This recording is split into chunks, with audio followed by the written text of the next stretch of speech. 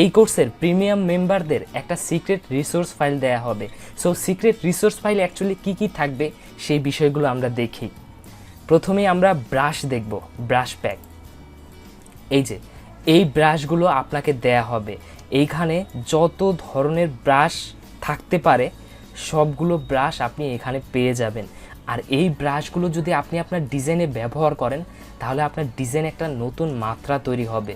আপনি চাইলে বিভিন্ন ধরনের শেপ ব্যবহার করে আপনার ডিজাইনটাকে আরও বেশি অ্যাট্রাকটিভ করতে পারেন। সো ব্রাশ প্যাক থাকাটা খুবই গুরুত্বপূর্ণ আমাদের কম্পিউটারে। আর এই ব্রাশ প্যাকগুলো আমার হ্যান্ড পিক বাছাই করা, এবং এগুলো আপনি চাইলে ব্যবহার করতে পারবেন এবং এইগুলো দিয়ে আপনার ডিজাইনটাকে আরও অ্যাট্রাকটিভ এবং বিউটিফুল করে তুলতে পারবেন। তারপর হচ্ছে স্টাইলস। এই যে এই স্টাইলগুলো আপনি আপনার ডিজাইনে ব্যবহার করতে পারবেন। এগুলো হচ্ছে লেয়ার স্টাইল। এই লেয়ার স্টাইলগুলো দিয়ে আপনার ডিজাইনগুলোকে সুন্দর করতে পারবেন। যেমন আমি একটা জিনিস দেখাই যেগুলো অ্যাকচুয়ালি কাজ করে কিভাবে।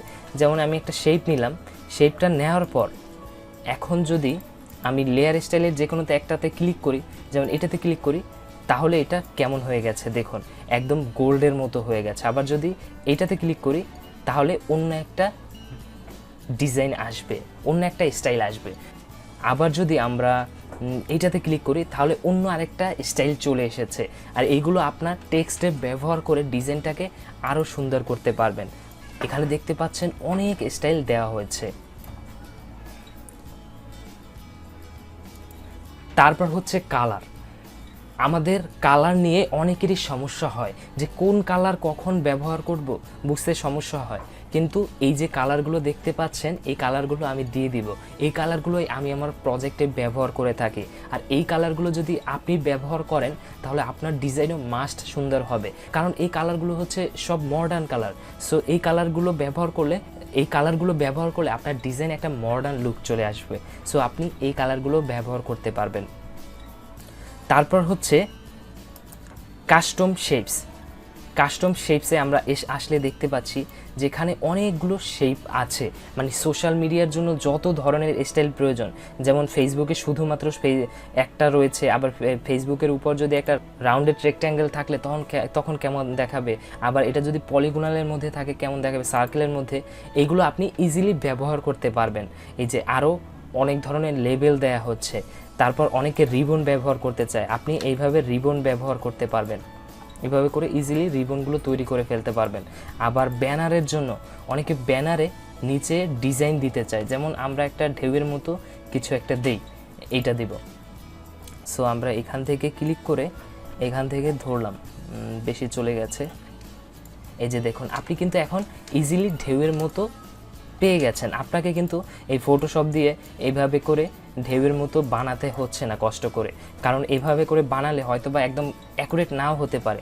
কিন্তু আমি যেভাবে দেখালাম এভাবে করে আপনি ইজিলি অল্প সময়ের মধ্যে এই শেপগুলো ব্যবহার করতে পারবেন। তারপর আমাদের ডিজাইনে অনেক ধরনের মানুষের ছবি ব্যবহার করতে হয়,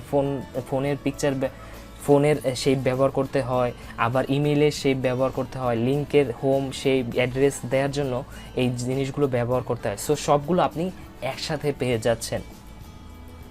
তারপর আমরা গ্রেডিয়েন্টে চলে যাব। আমরা গ্রেডিয়েন্ট ওপেন করি। এইখানে একদম বাছাই করা সবচেয়ে সুন্দর সুন্দর গ্রেডিয়েন্টগুলো এখানে রাখা হয়েছে। সো আপনি এই গ্রেডিয়েন্টগুলো পেয়ে যাচ্ছেন, আপনি এই গ্রেডিয়েন্ট ব্যবহার করতে পারবেন। আপনি খেয়াল করে দেখবেন এখন মডার্ন ডিজাইনগুলোতে ম্যাক্সিমাম বড় বড় ডিজাইনাররা গ্রেডিয়েন্ট ইউজ করে থাকে, কারণ গ্রেডিয়েন্টের প্রচুর ট্রেন্ড চলছে। গ্রেডিয়েন্ট যদি আপনার ডিজাইনে ব্যবহার করেন ডিজাইন অটোমেটিক্যালি সুন্দর হয়ে যাবে। সেই কারণেই বড় বড় ডিজাইনাররা এইসব গ্রেডিয়েন্ট ব্যবহার করে থাকে।